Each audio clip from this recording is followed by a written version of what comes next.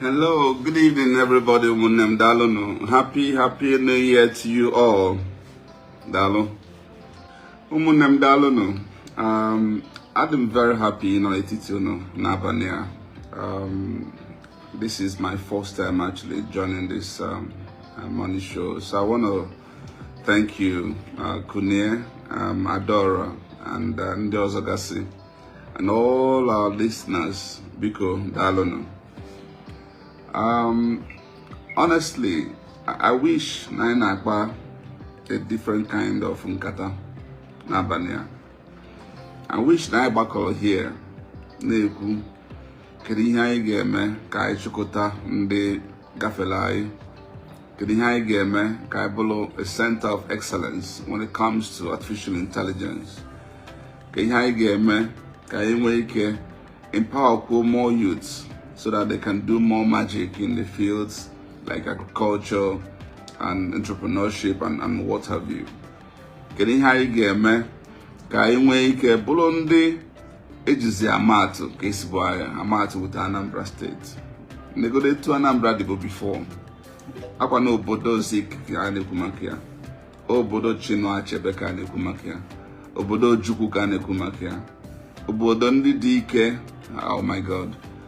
Umune manobron kata ibelo na abanya. Ha nekuzi bụ na abuzi the doldrums. Ejizi akonu. Awa buzi worst afọ. Ano na abanya mmeli. Our home, or in fact, the decadence is unprecedented. On a wute, alo melo, and a first guanya call, and it's shocking because Gosiaga, and one could any hope in sight. A board now okay, nature not get benata is a hopeless case. It is that bad. It is troubling. It's just a matter of who is going to be the next victim. And when you become the victim, nobody's coming to your rescue. Just pray to God that now not so say go can analog yourself. Analog ego, no matter the amount, just go and give testimony. That's how we've been reduced to. Animal kingdom, cannibalism has taken over. And so to talk about who the culprits are, there's enough blame to go around. I usually don't wallow in blame game. But every Jolunga Zagi, I wallow many places and people to resort to when it comes to blaming. In Kemezoku Bona, everything usually boils down to failed leadership. When it was on Insecurity, because all leadership, Gabo, after he had born a bido, any poe and the board. All leadership mellow. Now, Ebozo Jikalo Makale Ebozo. Because I want to I was listening to a video from the current governor, Mbojalo for the Anglican leadership, Hano retreat, na Holy Trinity on the show. This was just a few days ago. And in his own mind, the blame should go to the church and to the ipob agitators. There could be some truth in that, but that's a little part of it. As a matter of fact, it's unfortunate that now any no self or one couldn't cause to go blame on bo leader I'm number one citizen, the chief security officer. It was a no one, even they might no. But now na any responsibility, he this is so bad. It just to quack a pilot.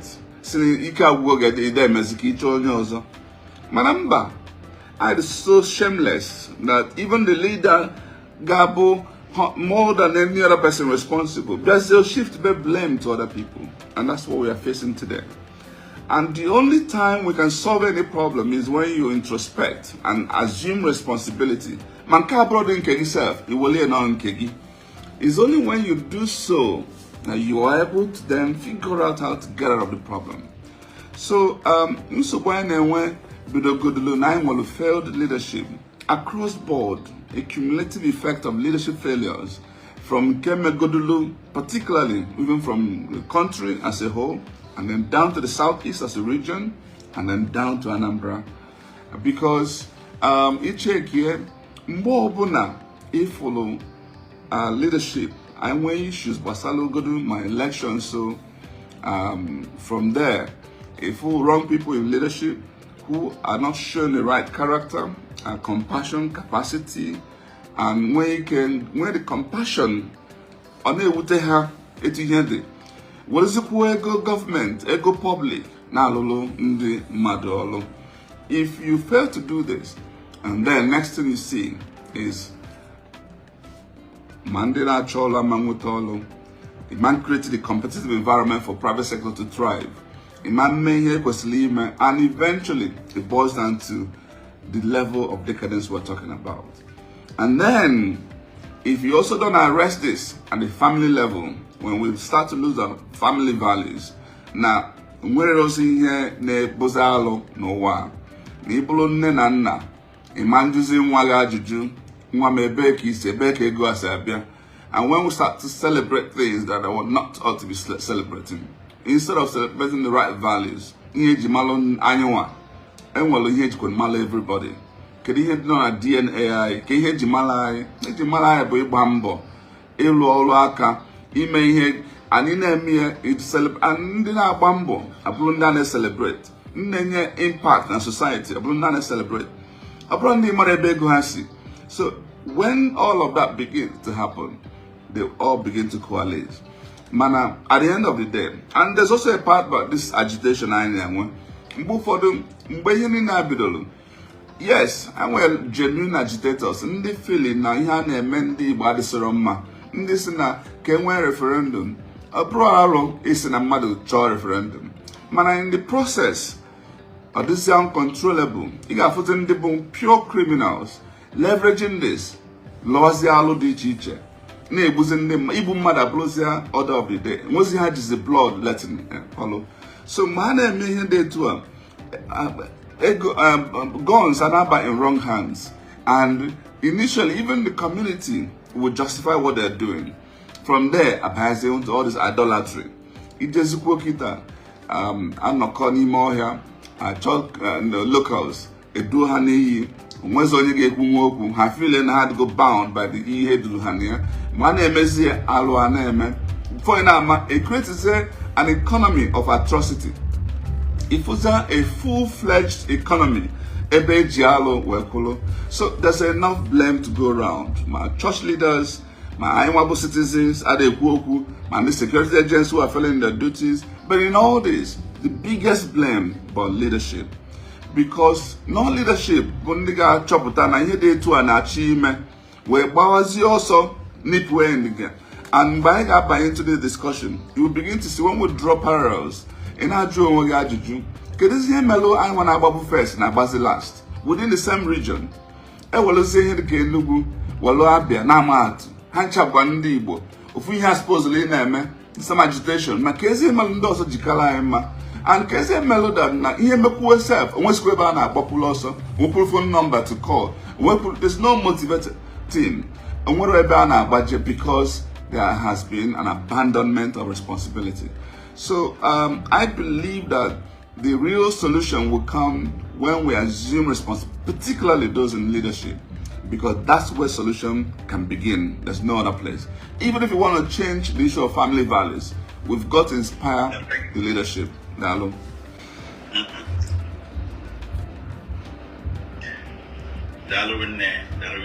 I just come from about to what you just said.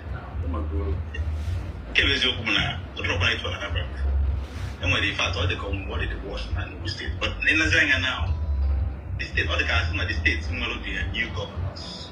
Now, kind of more than 2 years. Look at the 2 years.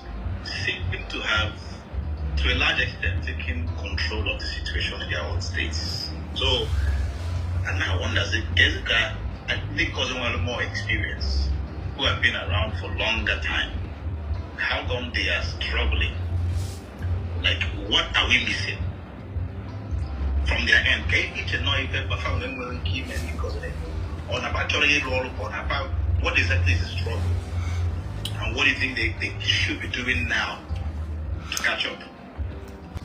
My dear brother, Kunia, you can pull in the 2 years, 1.5 years, and all that. Jegodo Edo State. onye self no mara aso Igbo. Onye na call me all the time. They go for you on emego in the last 2-3 months. If we go to seriousness, I feel that now there's no issue.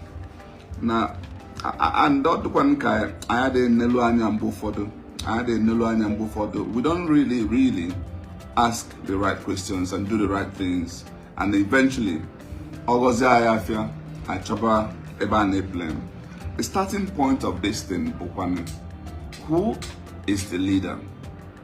Get the character of the leader. That's the starting point. Onye no chichi obu ezigbo mmadụ. Sakene no majuju. That is starting point. Because when you want to approach equity, you must do so with clean hands. Manipula ajo mmadụ. Ajo ihe ga na-eme around you. And this is why, even in the Bible, Proverbs 29:2, it's only when good people, righteous, godly people, they compassionate, I dare say people, they emotionally intelligent, when they are in power, that's when the people will rejoice. Because if we hear me too, I can stop warrior. And if only Barbara is arrogant, he doesn't really care. And that's why, if we hear men, I think it's so clear why the others are succeeding and we are failing. Na ihe mee tu a na inu na ejelo gbabi igwu ọkụ kita na lilu ma we seke governor amanjedi visit yes hi keji nke asime aga achule ndị million gbawa mbọ. So you've got to be the right person before agaze kedu ihe na eme mana ka move for na aba na acha according kata. The effort and mind will go into discussing intellectually, and that's a mistake we make. Okay, I'm happy that we are starting from this, but why are the other people doing better? Because we're a better human being. Simple. Now, let's now come to the issue of interest, political will, the issue about strategy. And Icheta made this wake up series. This insecurity. If you still go to my YouTube handle and listen to that, Mr. a great time interview na Arise. Madam Mempustile, they sent one of Biobolu and some other people had genuine attack. Can you hear now demanding the Anambra road.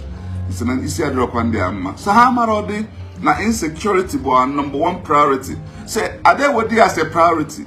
And that's why today, not a single vehicle has been bought for any security agency in Anambra State. Now, Ijekundi DSS, now Mangata with them, Alo, Ijekundi Police, Asigaforo, Ijekundi Army, the Navy, the Air Force, nothing. Even the vigilante open set up. I feel now, even the truth of the matter is that we are totally unserious. And this is not being political. I am ashamed, I'm embarrassed by the response we've given to this most important issue. Governor Nowhere was even a victim. Actually, we are a campaign. Now his own House of Assembly member murdered, the head hung. Each one, he ignored everything up to this day. Today, it see what are some dilapidated vehicles. Meanwhile, just within 2-3 months, a dog governor, Jeff Wihon and Megodu, if you simply set up a proper command and control center with all the right tools and communication gadgets, and so you can get actionable intelligence. I suppose Anambra supposedly was the center of excellence about Makanya. I just suppose this is where it ought to happen. Back here up political will. Mechanism for what I call whistleblowing. A policeman who came to my house. Now I debate this thing. We were able to come to the same conclusions. Now the locals book the problem. Now India have themselves jewa ka ha nweta intelligence. Ị ga-afụ a kidnapper now, or gbafe through this road. If you say chụba ndị agha, ka ebe agba ha chagbachi nkịtị. He said, "Ma why? Because they don't trust you guys. Because how much money how much was part of the kidnapping? In fact, are you telling me some of you are not even part of it?" So what am I saying to you? Now, Obolo na I desi obodo, power by Ekpa, desi onodu, a power team that can be trusted. Wolo ne promote herself, government confidence at Biagodu, and when something happens, and then now a reaction, response from the leadership, you will see confidence restored. This my neighbor.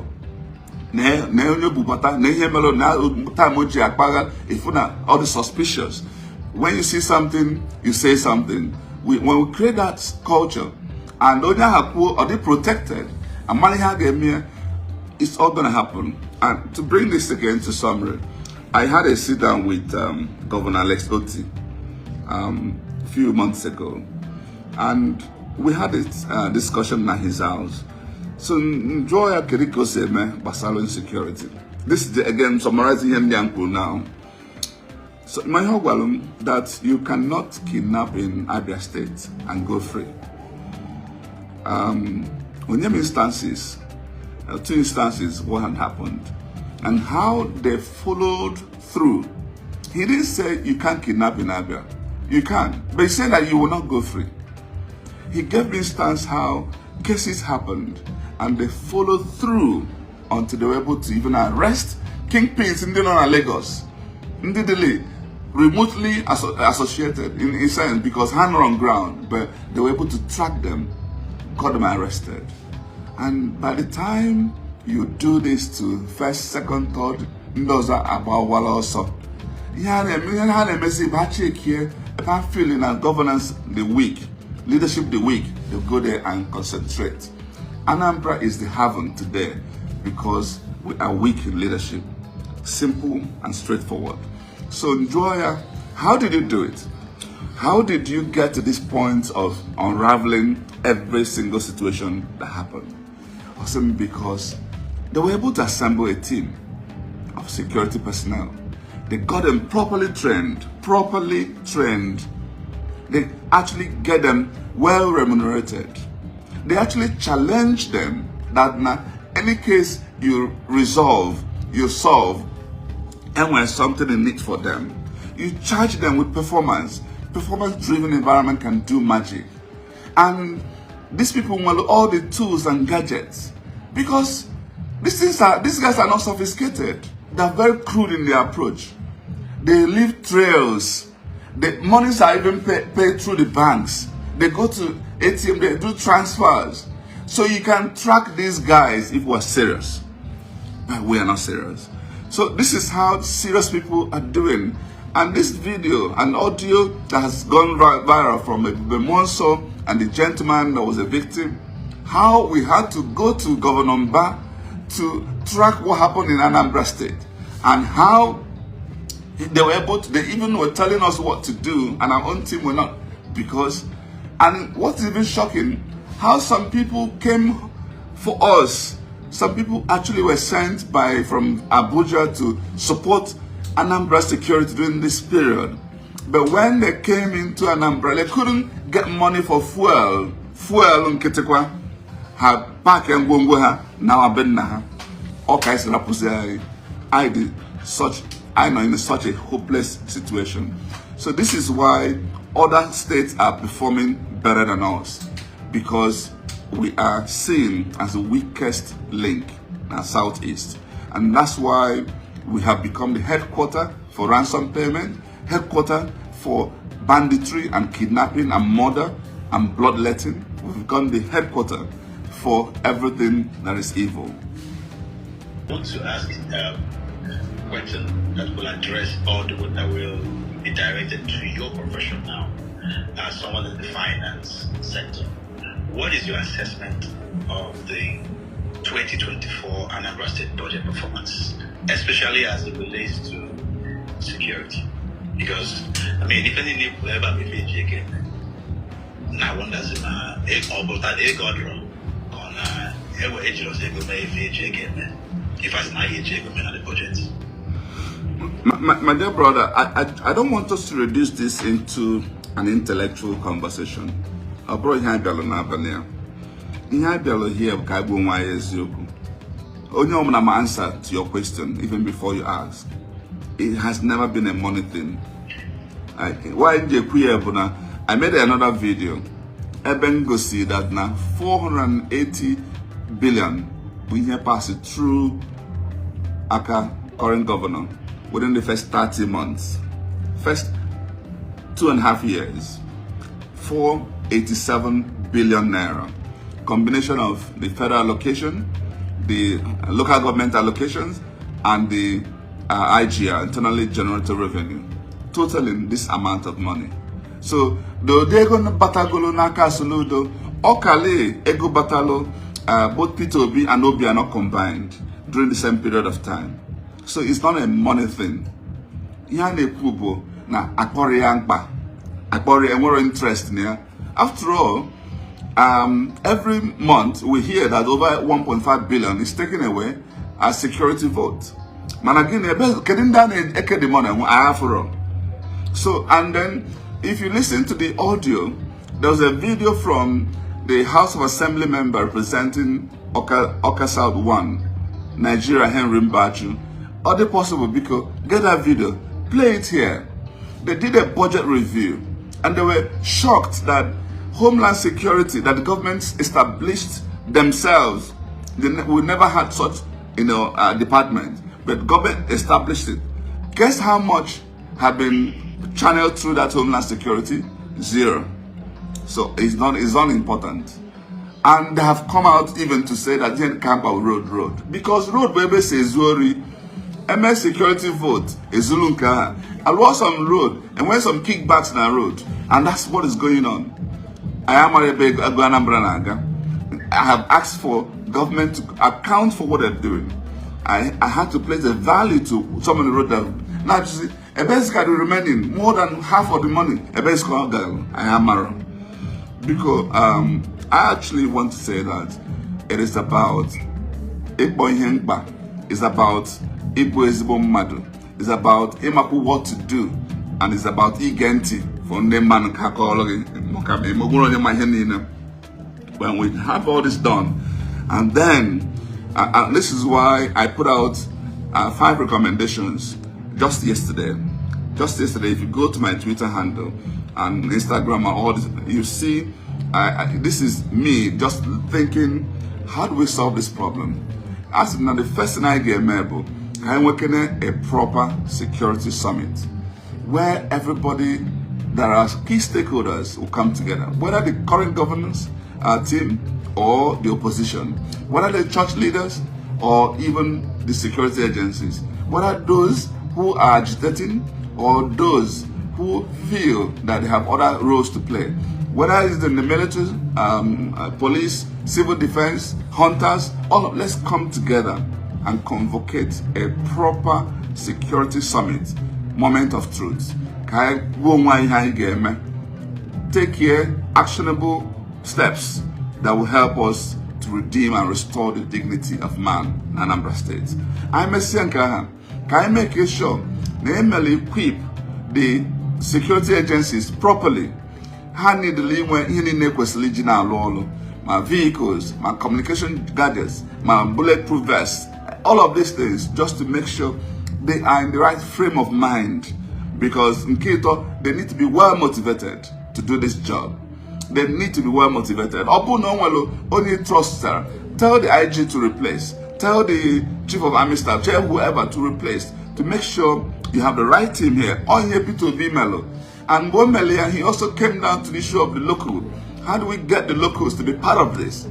Where we are charging the Igbo, the town unions, and can have all part of this. Create here a robust architecture that brings all this together. And then have a massive empowerment framework for the youths. Can the Umaka for a call for alternative? Make here about it uncomfortable for criminals. Don't make them to rest here. Kita, have all the audios put not go up to 5 or 6 different audios from kidnapped victims and they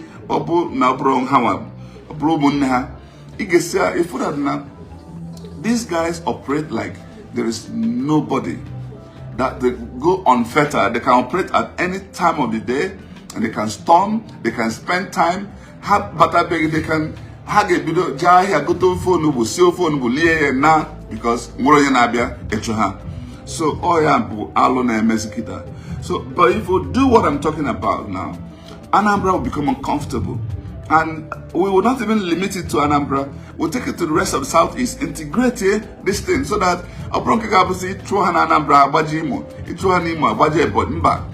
make it uncomfortable. And forget Ebonyesi. Same message or Fulani call from Ebony, from Aimokumandi Anambra Naruala. Igafu Ndogidi, Hamuke Jenuke, Nduke, Jenu Moji, no more Jenagwaka, etc. Because you have a thriving business for them. But we've got to make it uncomfortable. We can actually even go further.